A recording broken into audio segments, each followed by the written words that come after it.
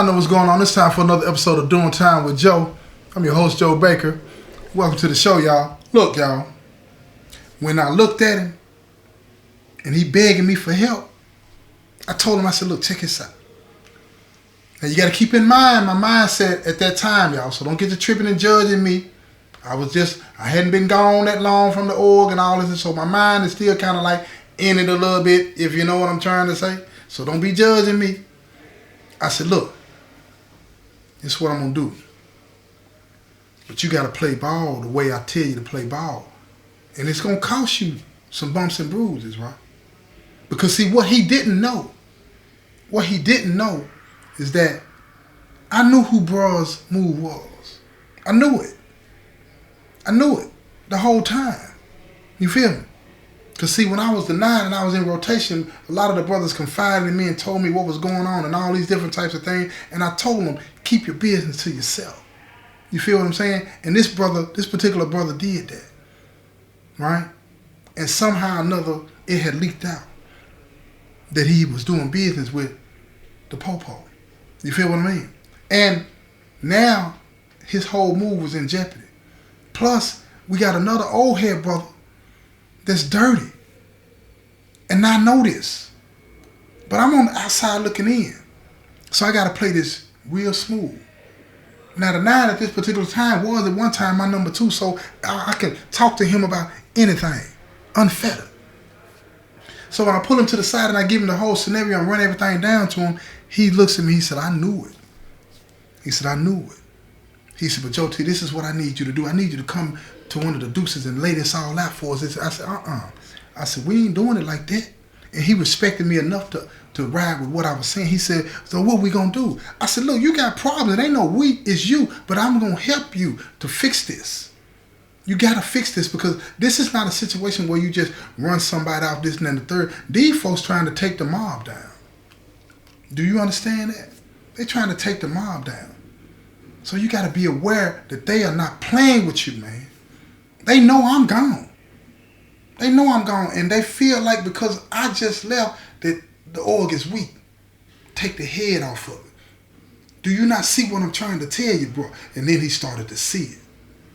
So I said, what you got to do, you got to get that brother that's dirty, you got to get him gone, get him out of the way. You feel what I'm saying? You got to get Max Skunk out of the way. It's as simple as that. And that peon, you got to get him out of the way. And brother's got that Grinch bag.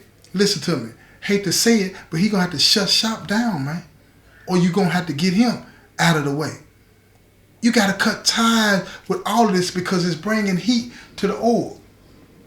So bro looked at me and he was like, that's a whole lot. I said, okay then.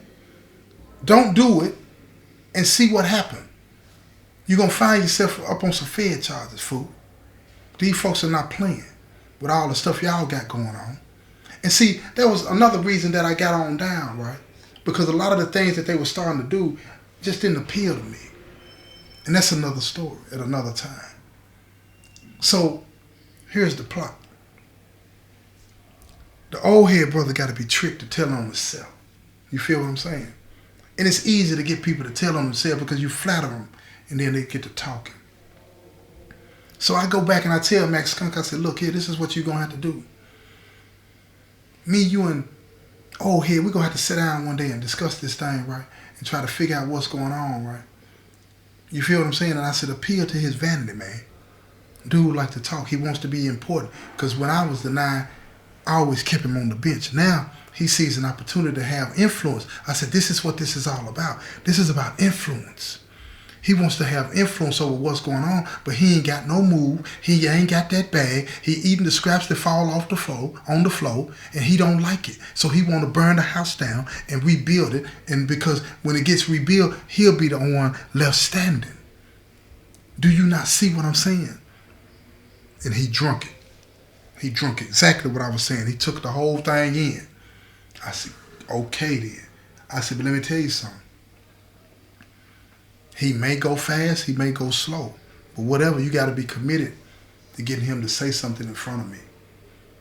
You just get to run it off at your mouth. It's going to spook him, and then I'm going to play my role. I know how to do it. So we all three end up getting together one day. And Max Skunk is talking about this, that, and the third, and how he's sick of all these brothers that ain't keeping it 100 and all this and that. And we ought to get rid of them. That's what he's saying to the old head. We got a way to get rid of them. We can do it. We got the administration on our side, right? So the old head, he's looking like, wait a minute. I see the expressions on his faces. He's looking at me like, wait a minute, did you catch that? And now he looking at Max Skunk and said, man, you running your mouth too much, bro. What you got going on, man? What you mean the administration? Trying to play it as if he don't know what's going on, right? And then Max Skunk look at me and look back at him. And he said, bro, you know what I'm going on. Joe T straight. Don't be saying nothing about, you know what I'm saying? He ain't got nothing to say about nothing. He ain't even part of the business no more. You feel what I'm saying? So I was looking at the old school brother. I'm like, yeah, I don't care nothing about whatever y'all got going on, man. I'm done. You feel what I'm saying? I done moved on with my life. So the old head looked at me, first he was skeptical. And then he looked at me like he didn't see that I was getting upset by it. He was like, yeah, we need to get rid of a whole lot of these brothers. They ain't straight. And I said, shit, when you get rid of brothers, man, you better make sure you get rid of them for good. You can't have brothers lingering around. If you're going to get rid of them, it ain't just about getting them shipped from this compound. You got to get them stripped. Strip, take their G. He said, oh, man, we can do that. We can label him a rat. We can get all that done. I said, real, for real? You label him a rat? And then he started telling me how he could do that. How he could just go to IA. How he could just go to the D-board chairman. And then they could influence the outcome, right? So I'm listening to him. I'm listening to everything he's saying. And then I go back and I tell my number 2, which is number 1 now, the 9 tray, right? And I'm telling him what the business is. And he said, now it's time to do it. It's time to do it. So he called the deuce, right? Check this out. He called the deuce. We go down, we at the deuce, and we talking. And then they say, why Joe T here? He back on count? I said, $1,000 pardon, bro. I said, nah, I ain't even back on count. I'm here to say something today, though, right? I see the brothers is struggling. I just want to lend a little motivation to the brothers, you know what I'm saying, to keep themselves together and get on that righteous track, you know what I'm saying? I said, y'all know what I'm on now. But I still care about y'all. Even though you ain't where I'm at right now, I still care about y'all.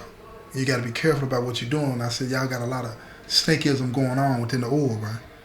And then I pointed at the old head brother. I said, this brother right here, he can't be trusted. Then I pointed at Max Skunk, and I said, this brother right here, he weak. He weak. He let this brother manipulate him and plan. Now both of them work for the administration. Brother and all the brothers around like a gas station. What? What you mean by that? Now the old head brother, he turned, he looking around, he trying to find a way to go. But brother in already positioned security behind him. Ain't no running. Ain't no running.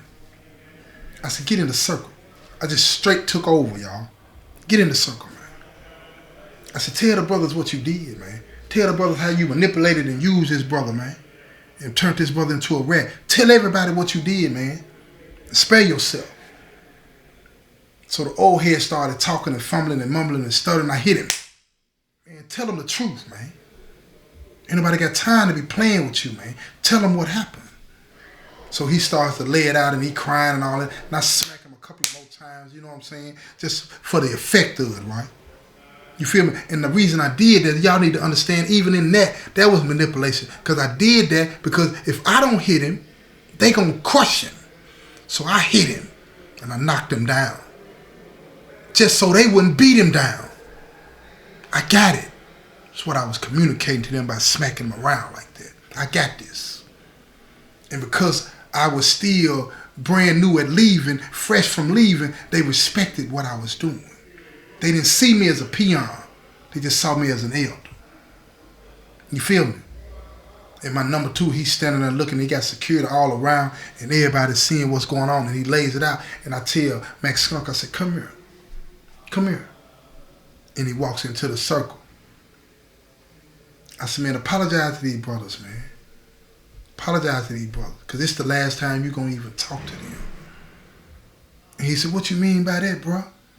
I said, man, you ain't no brother. You ain't no brother. Right that time, the new 9 Trace tell, yeah, man, it's over with. It's over and done. You ain't nothing no more. You ain't nothing no more. Stripped him right then and there in front of everybody. Told him, exit, stage right. You in there, boy. You know what I'm saying? The old head brother, he called him a boy. So they walking away. And now the brothers, all the brothers that was in the circle, they said, man, let's get him. I said, nah, that's enough. That's enough. They're done. You ain't even got to check them in. They finna go check in. Look at them, man. They scared. I said, look. Look at them. But I said, let that be a lesson to you, man. If you're going to live this lifestyle, you better do it the way it's supposed to be done, or you're going to have a price to pay. I don't recommend that you live this lifestyle, y'all. I don't recommend you live this lifestyle. Because see, this lifestyle is unforgiving. No mercy. It's brutal. And sometimes the price you got to pay is way more than you can afford.